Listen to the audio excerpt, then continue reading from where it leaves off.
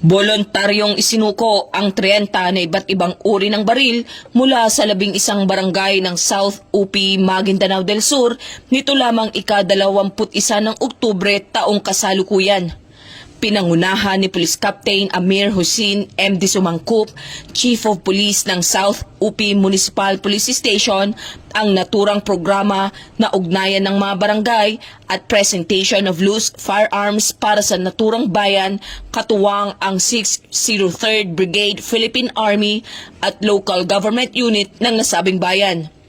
Layunin ng programang ito na makalap at mahanap lahat ng loose firearms para maiwasan na magamit ito sa krimen at mapanatili ang seguridad at kaligtasan ng mamamayan sa bawat komunidad. Mula rito sa rehiyon ng Bangsamoro, ako ang iyong Police News Network Correspondent, Patrolwoman Maria Señora Agbuya, alagad ng batas, taga-taguyod ng Balitang Pulis.